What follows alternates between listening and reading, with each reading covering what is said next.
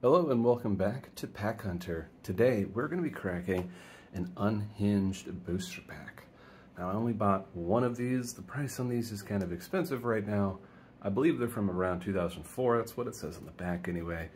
But I'm really excited to open this. I've never seen this before.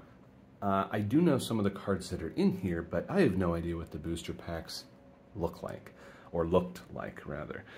Nowadays, one of these booster boxes is like $500 or $600, and I figured, you know what, for I think it was $18 or $17, one of these packs would be really fun to open and share with everybody. So here we are. I also want to point out that I'm not sure how frequent Magic or Wizards of the Coast did this, but the actual packaging material is more like a wax paper of some sort and less of that kind of plastic or gloss plastic or whatever they used before. Additionally, and again, not certain about how frequent this is, on the back it says Hasbro commercial or consumer services. At least that's what the legal text writers tell us. So again, haven't seen that before on any of at least the newer packs that are coming out, but kind of interesting. It also says reading legal text is a sign of intelligence. So, you know, big win for us on the channel, I guess. So let's take a look. Let's crack it open. I do have some clear sleeves ready to go here, just in case we pull something really good, but seeing as how I'm using my phone to open this, I don't even know what the value will be as we go. So I'm going to treat everything like it's maybe the best card in the pack. And let's have some fun. So let's crack it open. Here we go. I'm excited. Oh yeah, listen to that paper rip noise, right? It's a little different. It's a weird looking card. Okay, that opens differently than I expected, but right off the bat, obviously, first of all, I feel like it's coming out of the gate really strong here with a card just called Dumbass. Sorry, that actually got a genuine laugh out of me. So you'll see that all the cards have the silver border here. That is normal for this set, and that is an indication that these aren't technically tournament legal. I think on the front of the booster pack it says, caution, not for DCI sanctioned play. And so, as I'm not super involved or terribly invested in the tournament community, I don't actually know exactly what that means, but here we are, Dumbass. This is a... I'm going to sleeve all of these. Why not? It's only 15 cards.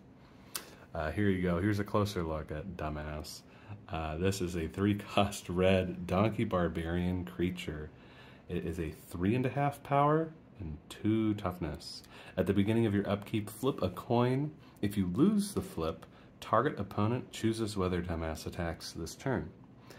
The flavor text here says, envying the intelligence of goblins is a bad place to be. That is amazing. What an incredible card. I like that there are like flying, it looks like butterflies or something kind of around the card art. So let's go here. Now, the only other piece to this puzzle is I don't know what the order is for this pack. Sometimes they have the rare cards on top or bottom or wherever. I don't know at this one, so we'll see. So let's take a look at the next one. I'm going to sleeve this simultaneously. This one's called Laughing Hyena with a bunch of like mules or donkeys standing around it.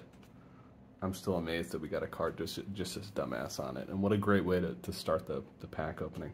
Laughing Hyena is a 2-cost green hyena creature. It's a 2/2, and it has something called Gotcha. And it says, whenever an opponent laughs, you may say, Gotcha.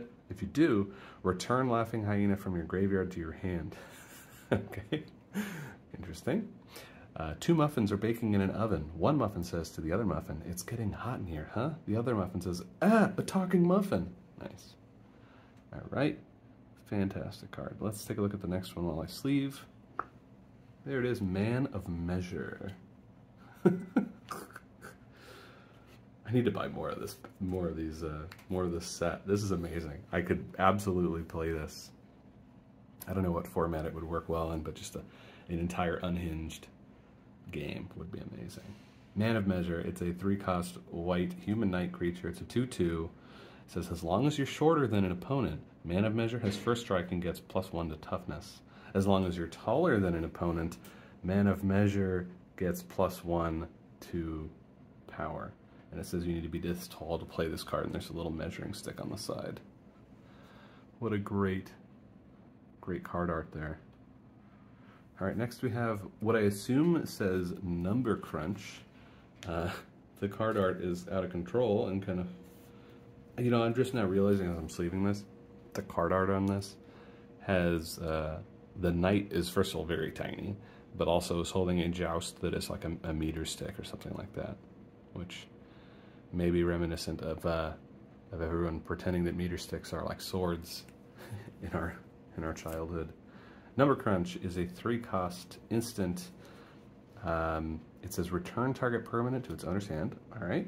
It says gotcha. Whenever an opponent says a number, you may say gotcha. If you do, return Number Crunch from your graveyard to your hand. And the flavor text is, can you digit? Like, can you dig it? Solid. All right. Looks like the guy's coming out of a hat a little bit. Kind of funny. Next we have Tainted Monkey. Oh gosh. It's really good. Okay, Tainted Monkey. I'm just laughing at the card art. I have to bring this up. I should be doing these up here. Tainted Monkey is an ape creature, as one would expect. 2-cost black card. It's a 1/1. You get to tap the card and choose a word. Target player puts the top card of his or her library into his or her graveyard. If that player has a chosen word, if that card has a chosen word in its text box, that player loses 3 life. The flavor text says, come on, choose monkey. Everybody loves monkeys. That's great. Yeah, the card art on this one is incredible. Clearly like a tarot reading monkey with that parakeet on its head. It's just a beautiful thing. You love to see it. Okay. So let's take a look. I'm realizing each of these have different, by the set number, it then says magic. But like this one says dog. This one says arc bound. This one says me or MC. And this one, I can't read bone, I think. I don't know what that means. Anyway, there we go. We'll sleeve that in a second. I'm doing it this way from here on out for the sake of the reveal. Goblin Mime. A 2-cost red goblin mime creature. It's a 2/2. When you speak, sacrifice goblin mime. That's so good. Okay. The flavor text says, pretending to be inside an invisible box was easy enough for Brug. It was finding the invisible door that caused him problems. Yeah, that makes sense. By the set number, it says Nurple. So, you know, there's that. Amazing. All right, next. Pardon the noise outside. Next, we have Keeper of the Sacred Word, a 3-cost green human druid creature. It says gotcha, tap, some other word. Then it says play, land, cards, go, you, take. And then it says the. I'm trying to read it. The cards you play take. Anyway, okay. It says, as Keeper of the Sacred Word comes into play, choose a word. Whenever an opponent says the chosen word, Keeper of the Sacred Word gets +3/+3 until end of turn. It's a 2/3, and it says Hydro next to the set number here. It's so good. Okay. Let's take a look at the next card. I love the art on these. They're hilarious. Circle of Protection art. It's a 2-cost white enchantment where the card art is kind of blasting over some of the text here. But it says, as Circle of Protection art comes into play, choose an artist. Pay 2, or 1 colorless, 1 white. The next time a source of your choice by the chosen artist will deal damage to you this turn, prevent that damage. That's weird. I don't know what that means. Maybe there are artist cards. Pay 2, return Circle of Protection art to its owner's hand. Interesting. John, stop the Da Vinci beatdown, Pavlek. Jim, sorry. And it's the dragon on the bottom there. No clue why.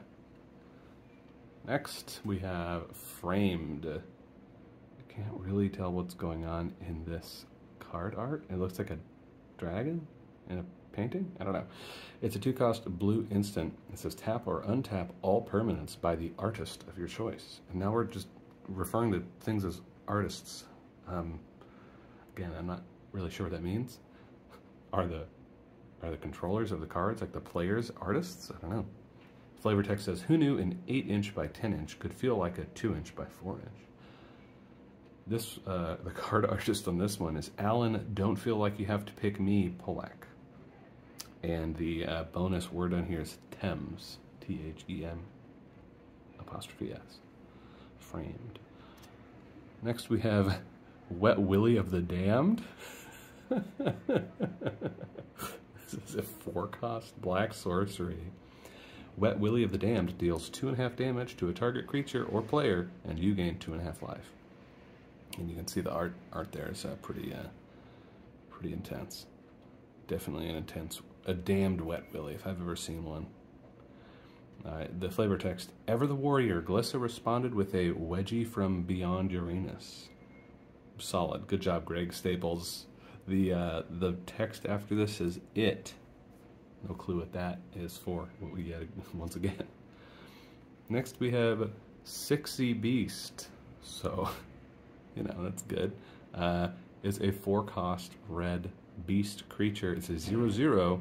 As Sixy Beast comes into play, you secretly put 6 or fewer +1/+1 counters on it. Then an opponent guesses the number of counters. If that player guesses right, you sacrifice it. And the flavor text says, is it 6? Oh, I have a cat screaming at me now. All right, we're down to the last, looks like 4 or so left. Next we have Mouth to Mouth, a 4-cost blue sorcery with some people underwater, with some merfolk in the background looking at their watch. And of course there's a fish just chilling on the side, the border here.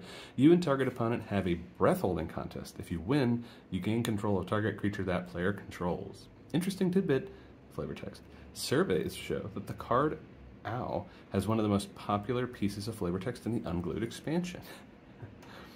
Made by Alan Pollack, and the other text here is Codpiece. So very good. Very good job. All right, running out of room here.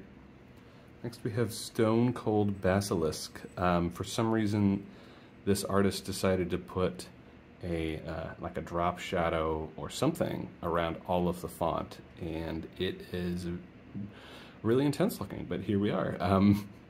It is a 5-cost green basilisk creature, 2.5 toughness, 5 power, or sorry, 2.5 power, 5 toughness. When Stone Cold Basilisk blocks or becomes blocked by a creature with fewer letters in its name, destroy that creature at end of combat. In parentheses, punctuation and spaces aren't letters. Okay. Whenever an opponent reads Stone Cold Basilisk, that player is turned to stone until end of turn. Stoned players can't attack, block, or play spells or abilities. So whenever anybody wants to read this, they can't do anything. Very good. All right. Next, we have a really cool full art planes. That's really cool. I didn't expect this. The text down here says obligatory, so there's that. But it's a black border, so, you know, I don't know. I'm excited to see how much this one's worth. I'm excited to see how much all these are worth. And then lastly is, all of these have been, I think, common or even uncommon, but here we have a rare. And it says, Now I Know My ABCs. It's a 3-cost blue enchantment with letters all over the card here, falling off the page. It says, at the beginning of your upkeep, if you control permanents with names that include all 26 letters of the English alphabet, you win the game. The flavor text says, the quick onyx goblin jumps over the lazy dwarf. And I'm very curious if that text there has every letter of the alphabet. Let's see, A, B. I'm willing to bet it does, because it's a very weird sentence. Tony Sudlow, not sure how to say that one. The little bonus text here is celery.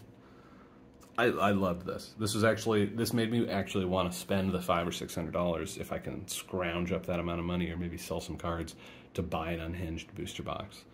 And so I think I might force my friends to play it with me, because this looks like a completely different game, but all in the vein of Magic the Gathering, which we all love. Well, thanks for watching. I will, as always, post the current prices of these cards over the top of them, so we can take a look at what sort of value we pulled, if any. These cards are so weird, it's hard for me to tell. This Plains might be worth something. I've never seen a full art card look like that. But yeah, thanks for watching. We'll see you in one of our next videos.